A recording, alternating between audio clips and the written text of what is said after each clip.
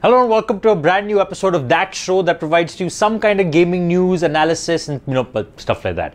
Today is a tech show, and we've had many arguments in the office whether gaming is tech or not, and I feel like we haven't come to an answer. But this next segment will prove it to you because it's got to do with some of the best plot twists in gaming. Plot twist, it had nothing to do with my intro.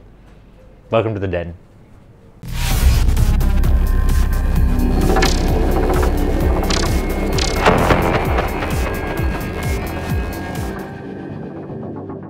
Our fourth game is Infamous. Now, the first Infamous, like I spoke about last week, was actually a huge hit, and the story is really amazing. In fact, I gave it a better story than Prototype, and I still maintain that score. Now, the reason why Infamous is such a good story, according to me, and has such a great plot twist is because, so you're constantly trying to, battle against these hordes of gangs that have appeared in your city, and in your city, you're just basically trying to figure out who is leading them and stuff like that. Now, it's being led by a man called Kessler, and Kessler is someone who you keep trying to fight. And the climactic boss fight at the end, you find out Kessler is you from an alternate timeline, preparing you for the events of Infamous 2.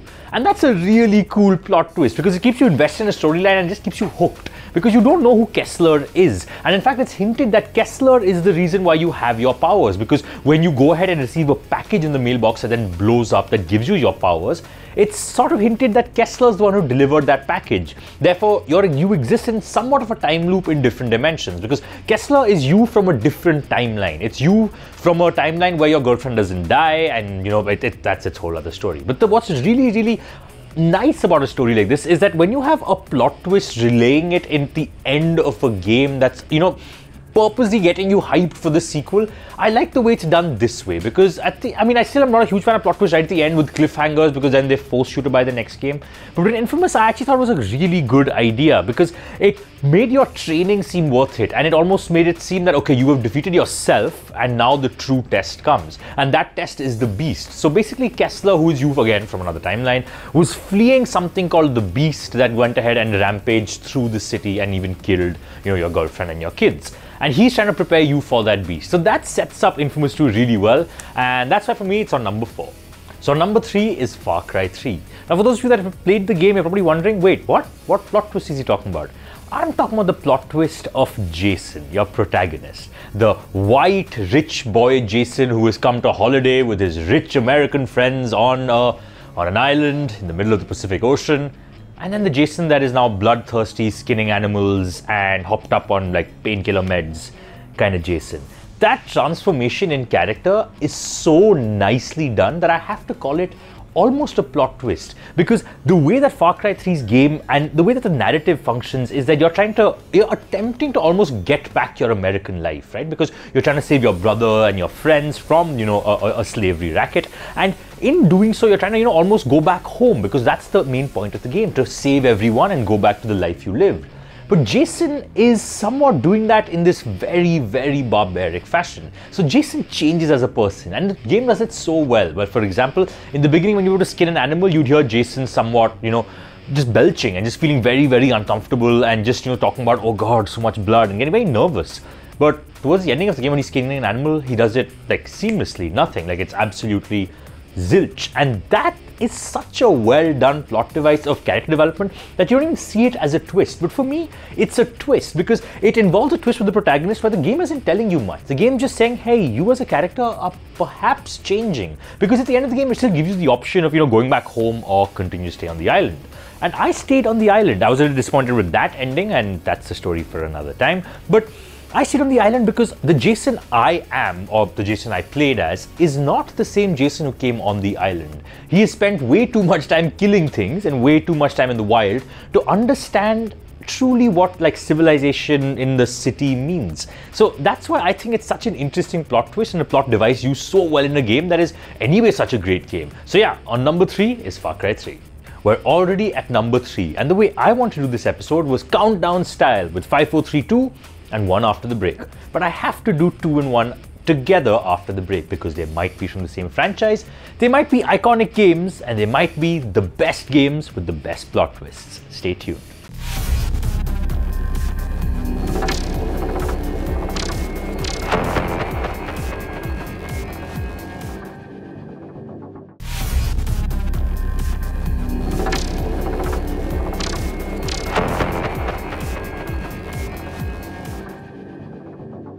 Welcome back after the break. We are listing some of the best games with, well, the best plot twists. And on number 2, we have BioShock Infinite. Now, I went ahead and teased something before, before the break happened, and I said they're from the same franchise, and they are. So obviously BioShock Infinite is 2, BioShock is 1, but let's deal with them individually. Now, BioShock Infinite story is absolutely confusing and mesmerizing. For me, it's somewhat the Inception of games because, Inception the movie and BioShock Infinite the games, because for you to truly wrap around the complexity of the plot twist, you have to genuinely replay the game. And let's get into it, right? So BioShock Infinite follows Booker DeWitt, who is, well, a private investigator, and he's been told to find the girl and basically erase his debt.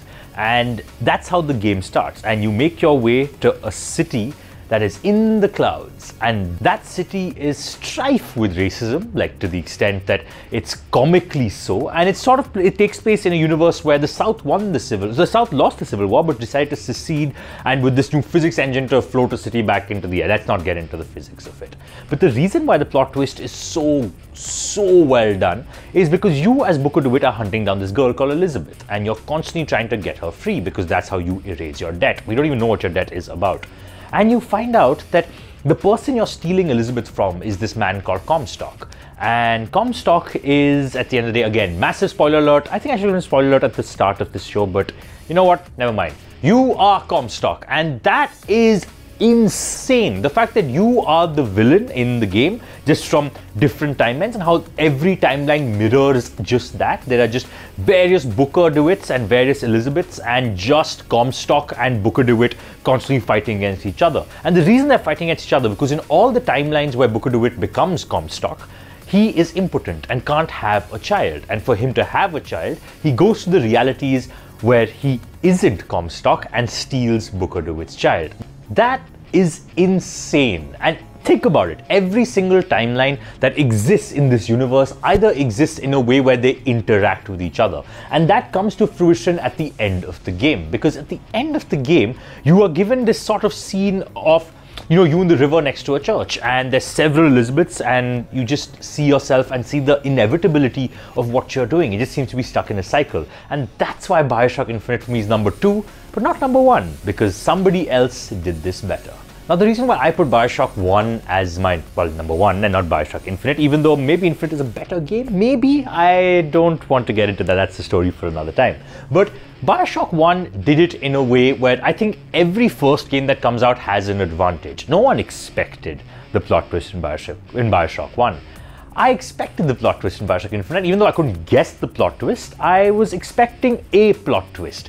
And that is the problem with any sequel that follows a game with a massive plot twist. Because when BioShock did it, wow, I was floored. Now I understand and I know that BioShock is based in System Shock, but I'm talking about BioShock because it was the first mainstream game that did so well, and its narrative was just so well done. For those of you that don't know, BioShock 1 is based on Ayn Rand's novel Atlas Shrugged, and in fact it does it really well, because it takes a lot of pot shots at the problems with Atlas Shrugged as a book and Ayn Rand's ideology in general. Because you have the city of Rapture, which is this underwater city where just a lot of things have gone wrong, because science has been able to run free without any government control, and it's basically now created this really apocalyptic scenario down in the ocean.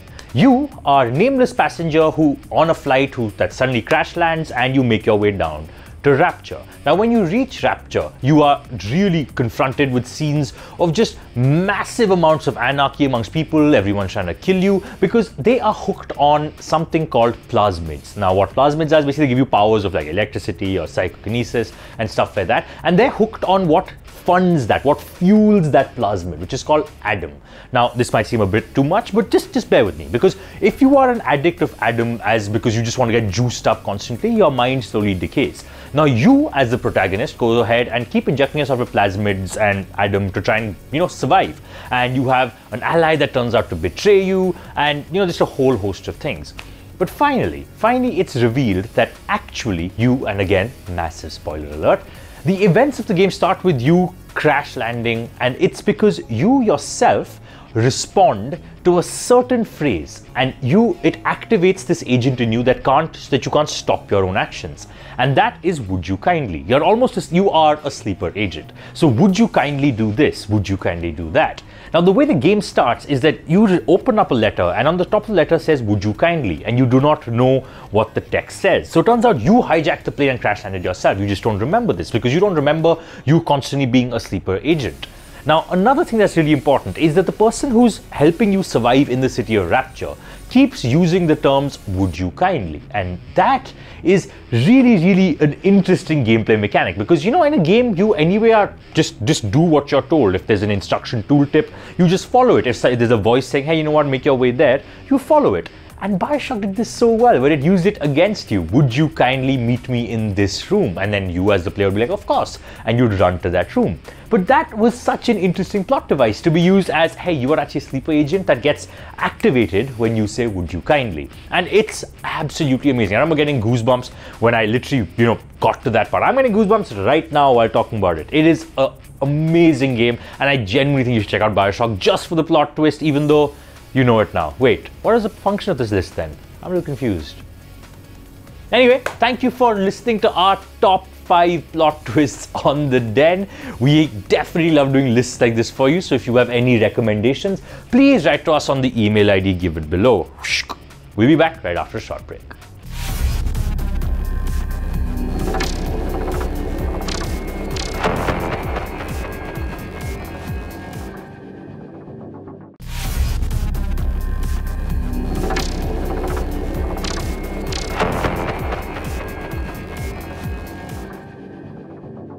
Welcome back after the break. Now, we just listed some absolutely phenomenal games, and I can say that because I made the list and I'm a bit self-obsessed. But let's move on to something that is actually how to play those games, right? Because we keep telling you here on The Den, hey, this game is great, that game is great. If you don't play, you're an idiot.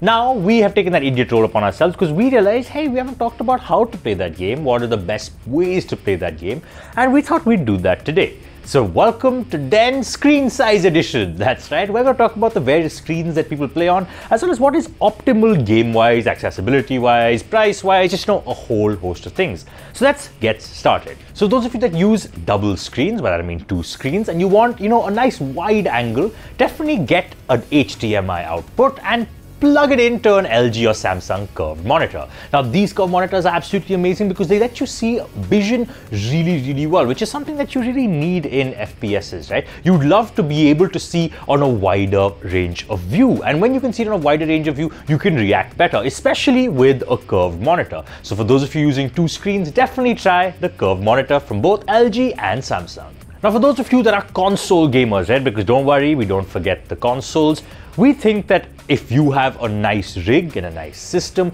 then you need to go ahead and also complement it with a good screen that allows for, consistent refresh rates, that is able to render even the tiniest pixels. Because here we're right now aiming big, right? We come for accessibility in a bit. But if we're aiming big and we're going for, the luxurious option, then you definitely need, upwards of at least 40-inch TVs. And the reason why I'm saying that, and I'm being a little bit spoiled over here, is because I think that, if you're the types who've already spent so much money on a console and you haven't really saved up for it, it's been like, hey, my papa gave it to me for my birthday, or hey, my mama gave me this thing, then I honestly think that you can probably afford massive TVs. So I'm just aiming at you guys. And because the reason why I think a massive TV not only works in, a community feeling of, hey, we're all playing this game together, it's also because generally refresh rates and just better rendering and better picture quality is always there in bigger TVs. And that's why I think that as a general rule, if you can understand what exactly the kind of picture quality you're going for, you definitely should go for upwards of 40-inch. So whenever I'm in office, I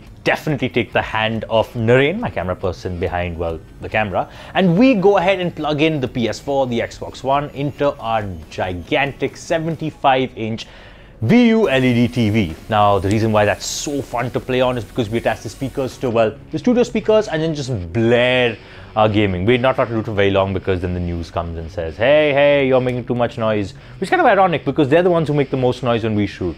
So now we come to the accessibility part, right? Because again, we're not some show called Opulence that only talks about the top 1%, even though I feel like we're going to talk about the top 1% in a bit. But never mind, let's start with, the primary question, LCD or LED? For those of you that can't have, very, very fancy budgets, then LCD screens aren't that bad for you. They're, we've used it for a very long time. They just cost more energy and the picture quality isn't that sharp. But there's no shame in using an LCD TV. But let's move up one now. Now let's talk about LED TVs. LED TVs provide better picture quality because it provides better blacks, better whites, just a better contrast of color that allows things to pop better and actually look better while you're playing them. So once we get to HDR, which is of course higher on the LED ladder, it just provides better picture quality, even better than LED could. And I think that's what it is about, right? About you pushing, the compass a little bit towards what you can get in terms of a better picture. But if you keep going up, then you can have, stuff like 8K monitors where you can actually feel like you're driving the car. So Sharath actually gave this example when we were discussing this about how in the old NFSs, when you ever drove at night, right, it would always feel a bit like too dark inside the car. I mean, there's no way to just go tuck and put on the light, right? It just wasn't. So it almost felt like the interiors were a bit too dark. But on really high quality, like 8K LED HDR monitors that are meant for gaming, that are literally designed for gaming and cost you whatever, to quote Sharath, umpteenth number of lakhs of money, then you actually feel like you're driving the car. Then it feels like a movie, and a movie in a first-person view, because I guess that's what gaming goes for, right? To be as hyper-realistic as possible, and especially so on these monitors, because they're, 100 inches and stuff like that. So on a massive, massive screen, not only do you get amazing blacks and whites, you get amazing contrast of color, you get insane refresh rates, close to 120 Hertz, you get absolutely mesmerizing sharpness, and attention to detail goes to another level. So that is our range of things to buy in terms of screen size. If you feel like we haven't represented you enough, we're really sorry. It's because, here at NDTV Hop, the show is done by Sharath and he does Opulence and he's used to the good life. Thank you for watching this episode of The Den. We had loads of fun producing it for you. If again, you have anything you'd like to, ask us about, screen size wise or anything hardware related, definitely write us on the email ID below. I'll be back next week with more All Things Gaming.